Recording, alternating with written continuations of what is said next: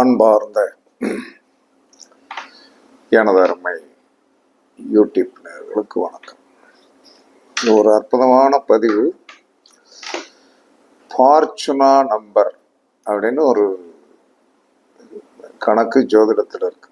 ஃபார்ச்சுனா number அப்படிங்கிறது 108 பாதங்களில் நமக்கு அதிர்ஷ்ட புள்ளி எது அப்படிங்கிறத கண்டுபிடிக்கக்கூடிய ஒரு அற்புதமான விஷயம். இது நமக்கு எந்த விதத்துல பயன்படும் அப்படின்னா, ஒரு விதத்தில் அந்த 108 அதிர்ஷ்ட புள்ளியில ஏதாவது ஒரு கிரகம் இருந்தால் அந்த கிரகத்துடைய அந்த 12 கட்டத்துடைய அமைப்பு காரத்துவம் இருக்கும் இல்லையா. இப்போ ஒருத்தருக்கு சனி இருக்குன்னா, சனி என்ன ஆதிபத்தியமோ, சனி அவருக்கு நல்ல ஆயுளையும் ஊனமில்லாத ஒரு உடம்பையும் வலிமையான சக்தியையும் கண்டிப்பாக கொடுப்பார். அதில் சில பேருக்கு கிரகங்கள் இருக்காது, சில பேருக்கு கிரகங்கள் இருக்கும். அப்போ நம்ம என்ன சொல்லலாம்னா, அந்த ஃபார்ச்சுனா என்று சொல்லக்கூடிய, ஃபார்ச்சுனான்னா அது வடமொழி சொல்லு, நமக்கு தமிழ் என்று சொல்லக்கூடியது அதிர்ஷ்ட புள்ளி. இது எல்லாரும் நம்ம தெரிஞ்சு வச்சுக்கிறோம். இதை தெரிந்து வைத்துக் கொள்வதனால நமக்கு என்ன நன்மை அப்படின்னா, எப்படி 108 பாதத்துக்குள்ளதான ஒரு பாதமாக இருக்கும் அப்படின்னா, அந்த அதிர்ஷ்ட நம்பரில் பெயர் வைக்கலாம். அந்த அதிர்ஷ்ட நம்பரில் என்ன சொல்லணும்னா, நம்முடைய பிஸ்னஸுக்கு உண்டான ஆதிபத்தியத்தை பெயரை வைக்கலாம், பெயரை கண்டிப்பாக வைக்கலாம். நம்மளுடைய பார்வையில் படும்படி என்ன சொன்னான்னா, அந்த நம்பரை போட்டு வைத்து கொள்ளலாம். இப்போ நம்ம ஒரு பொருளுக்கு ஒரு விலை நிர்ணயிக்கிறோம். இந்த 108 பாதத்துக்குள்ள ஒரு பாதம் வருகிற காரணத்தினால அது முடிஞ்ச வரைக்கும் என்ன சொன்னா, ரெட்டை நம்பராக இருந்ததுன்னா, அந்த இப்போ ஒரு 1500 ரூபான்னா அது 11ஆம் நம்பராக இருந்தது என்று சொன்னால் 1511 அப்படிங்கிறத வச்சுக்கலாம். இப்போ ஒருத்தருக்கு 95ன்னு வருதுங்க, 1495ன்னு அதில் விலையின்னு இருக்கலாம். ஏன்னா அந்த அதிர்ஷ்ட நம்பர் அதில் ஆக்குபேஷனுக்கு நம்ம முயற்சி பண்ணணும். நம்மளுடைய விசிட்டிங் கார்டில் அந்த அதிர்ஷ்ட நம்பரை இந்த சைட்லையும் அந்த சைட்லையும் கரெக்ட் பண்ணி வச்சுக்கிடலாம். இதே மாதிரி குழந்தைகளுக்கு அதிர்ஷ்ட நம்பர் என்ன, மனைவிக்கு அதிர்ஷ்ட நம்பர் என்ன, மூத்த பிள்ளைக்கு அதிர்ஷ்ட நம்பர் என்ன, இளைய பிள்ளைக்கு அதிர்ஷ்ட நம்பர் என்ன, நம்மளுடைய வண்டி வாகனங்களில் அந்த மாதிரி நமக்கு என்ன சொன்னால் அந்த அதிர்ஷ்ட நம்பர் இருக்கிறதா, ரெண்டாவது செல்போன்ல அந்த நம்பர் இருக்கிறதா என்று சொன்னால் நீங்கள் ஒரு விதத்தில் அதிர்ஷ்டசாலிகள் தான். இது உண்மையா அப்படின்னா 100% உண்மைதான். அப்ப இதை எப்படி கண்டுபிடிக்கணும் அப்படிங்கிற ஒரு ரகசியம் இருக்கிறது. இது எல்லாமே முன்னோர்கள் சொல்லி வைத்தது தான். அப்ப நம்மளுடைய லக்கண புள்ளி நின்ற நட்சத்திரம், நட்சத்திர பாதம், நம்மளுடைய லக்கண புள்ளி நின்ற நட்சத்திர பாதம், சந்திரன் நின்ற நட்சத்திர பாதம். நம்மளுடைய லக்கண புள்ளி நின்ற நட்சத்திர பாதம், சந்திரன் நின்ற நட்சத்திர பாதம், இது ரெண்டையும் கூட்டணும். இதை ரெண்டையும் கூட்டி ஒரு தொகை வரும். சூரியன் நின்ற நட்சத்திர பாதத்தை, சூரியன் எந்த நட்சத்திரத்தில் நிற்கிறாரோ அந்த நட்சத்திர பாதம் நமக்கு தான் தெரியும் இல்லையா, அது 108க்குள்ளதான் வரும். அதை கழிச்சிடும். கழிச்சிட்டு ஒரு நம்பர் வரும். அது எந்த கட்டத்தில் எத்தனாவது பாதம் என்று நீங்கள் கொஞ்சம் கண்டுபிடித்து கொண்டீர்கள் என்று சொன்னால், கண்டிப்பாக நம்மளுடைய அதிர்ஷ்ட புள்ளி எந்த கட்டத்தில் எத்தனையாவது பாதத்தில் இருக்கிறது, அது நமக்கு கண்டிப்பாக பயன்படும். இப்ப நம்ம வீட்டுல என்ன சொல்லலாம்னா, இப்ப நம்ம மனைவியோடைய அதிர்ஷ்ட நம்பர்னு ஒன்று இருக்கும், நம்மளுடைய அதிர்ஷ்ட நம்பர்னு ஒன்று இருக்கும்.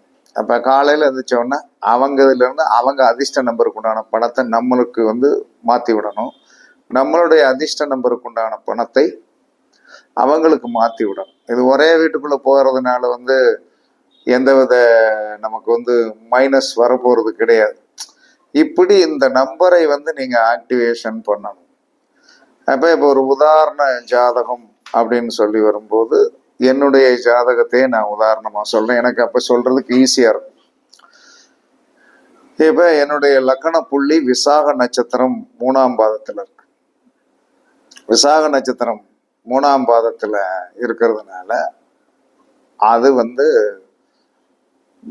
துலாம் ராசிக்கு வந்து மேசராசி மேசத்திலிருந்து வரும்போது 7வது கட்டம். 7வது கட்டத்தில் கடைசி புள்ளியில இருக்கு. விசாக நட்சத்திரம் 3ஆம் பாதத்தில் லக்கண உயிர் புள்ளி விழுந்திருக்கு.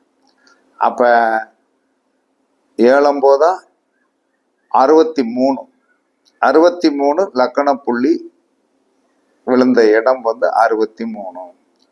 சந்திரன் நின்ற பாதம் அவிட்டம் 4. அப்ப அது மேசத்துல இருந்து என்ன சொல்லலாம்னா வந்து 11வது கட்டம்.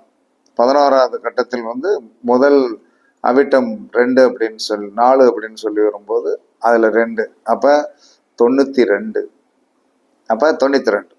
அப்ப லக்கண புள்ளி இருக்கின்ற கட்டத்துக்குண்டான பாதத்தை கண்டுபிடிச்சிட்டோம். சந்திரன் நின்ற கட்டத்திற்குண்டான பாதத்தை கண்டுபிடிச்சிட்டோம். அதோட எண்ணிக்கையை கண்டுபிடிச்சிட்டோம். அப்ப லக்கண புள்ளி நின்ற பாதம் 63, சந்திரன் நின்ற பாதம் வந்து 92. இது ரெண்டும் கூட்டினால் வந்து என்ன சொல்லலாம்னா 155. 155 நிதானமா போடுங்க, டென்ஷன்லாம் ஆக வேண்டாம். அதற்கு அடுத்து சூரியன் நின்ற பாதம் எனக்கு சுவாதி 4. நான் ஐப்பசி மாசம் போய் பிறந்ததுனால. அப்ப அந்த சுவாதி 4 அப்படின்னு சொல்லி வரும்போது 60வது பாதம். 60வது பாதம். அப்ப 155ல இருந்து 60 கழித்தால் 95. இந்த 95வது பாதம் தான் என்னுடைய அதிர்ஷ்ட புள்ளி. அந்த அதிர்ஷ்ட புள்ளி மேசத்திலிருந்து கும்பத்துல போய் உட்கார்ந்துருக்கு. கும்பத்தில் வந்து சதய நட்சத்திரம் 3ஆம் பாதம் என்னுடைய அதிர்ஷ்ட புள்ளி. குழப்பிக்கலாம் வேண்டாம். இது வந்து கொஞ்சம் நிதானமா கண்டுபிடிச்சீங்கன்னா கண்டுபிடிச்சிடலாம். லக்கண புள்ளி நின்ற நட்சத்திர பாதம், சந்திரன் நின்ற நட்சத்திர பாதம் கூட்டி சூரியன் நின்ற நட்சத்திர பாதத்தை கழித்து விட்டால் உங்களுடைய அதிர்ஷ்ட புள்ளியும் அதிர்ஷ்ட நம்பரும் உங்களுக்கு தெரிந்துவிடும். இதை தெரிந்து கொள்ளுங்கள். இது உங்களுடைய வாழ்க்கையில் வந்து என்ன சொல்லலாம்னா வந்து கண்டிப்பாக நீங்கள் பயன்படுத்த இப்போ ஒருத்தருக்கு வந்து 108 பாதத்துக்குள்ளதானே நம்ம நம்பர் இருக்கும். அப்ப நம்ம காலையில பாக்கெட்ல வந்து பணம் வைக்கும் போது இப்ப எனக்கு 95 அப்படின்னு சொல்லி வரும்போது 95 ரூபாயை 10 ரூபாய் வச்சுக்கலாம். 50 பிளஸ் ஒரு 20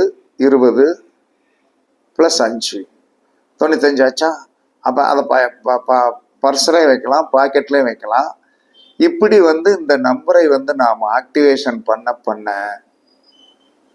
நமக்கு வந்து மேன்மை வரும். மேன்மை கண்டிப்பாக வரும். இந்த மேன்மையை வந்து நீங்கள் வந்து பயன்படுத்தி கொள்ளுங்கள். கண்டிப்பாக உங்களுடைய வாழ்க்கையில் வந்து மாற்றங்கள் நிகழும்.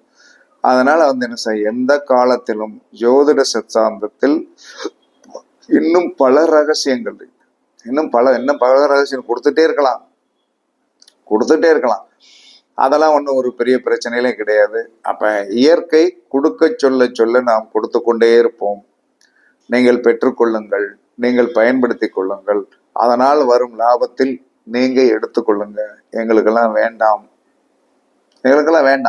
காரணம் வந்து என்ன சொல்றேன்னா, நீங்க தான் நல்லா இருக்கும், நாங்க நல்லா ஏற்கனவே இருக்கோம். அதனால வந்து ஏன் நல்லா இருக்கும்னு சொல்றேன்னா, நல்லா இருக்கிறதுனால நல்லா இருக்கும்னு சொல்றோம். ஜோதிடம் படித்த பிறகு நீங்களும் நல்லா இருக்கணும், உங்க குடும்பமும் நல்லா இருக்கணும், எல்லோரும் நல்லா இருக்க வேண்டும் என்று கூறி உங்களிடமிருந்து விடைபெறுவது சிப்பிப்பாறை ஜோதிடரசு ஆதி ராகவன் ஜெயபாலாஜி. சுகமே சூழ்க.